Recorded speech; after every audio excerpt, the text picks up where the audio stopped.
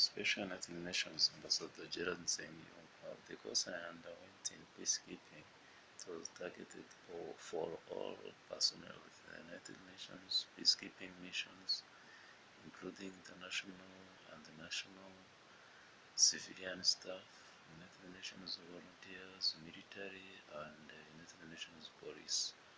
It had the objectives of listing the main bodies involved in the UN peacekeeping, listing the 5 types of peace and security activities undertaken by the Security Council, explaining the main differences between traditional and multidimensional peacekeeping operations, describing how the Security Council establishes a mandate for a UN peacekeeping operation, explaining the evolving role of UN peacekeeping, listing the key documents that provide the normative framework to peacekeeping, explaining the relationship between the support and substantive components of peacekeeping mission and beneficiaries of assistance, listing at least 4 main positions of authority in a peacekeeping operation, explain the roles of different components of a peacekeeping operation,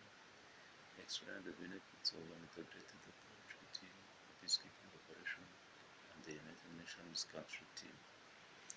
The topics covered were fundamentals of UN peacekeeping operations, United Nations principal organs involved in peacekeeping, that's 1, 2, types of peacekeeping operations and security activities, 3, types of peacekeeping operations. Then, Security Council mandates for peacekeeping operations. 1. The United Nations Charter and the chapters applicable to peacekeeping. 2. Security Council and the establishment of different mandates. 3. Peacekeeping operations, legal framework. And 4. Evolution of peacekeeping operations. Components of UN peacekeeping operations are 1. Support and substantive components of a peacekeeping operation. 2. Main positions of authority in UN peacekeeping operations. 3. The civilian components. 4. The military components. 5. The police components. 6. Working together civilian, police and military components. And 7. 1 UN integrated approach between UN peacekeeping operation and the UN country team. So that course I started on Thursday, January 17, 2019. It was titled United Nations Peacekeeping Operations, an Introduction. And if you typed it, it could be between 60 and 80 typed A4 pages. So during the course, of course, I understood that 103 member states of the other time provided, of course, personnel, equipment, and funds to multidimensional with more than complex mandates. And the peacekeeping expanded last some few years, decades, and they operate in difficult and various dangers, but UN peacekeepers remain brave peacekeepers.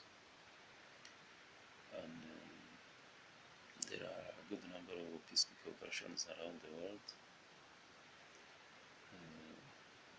They work in the world's most dangerous places to protect civilians in conflict areas, and they remain brave, as I have explained.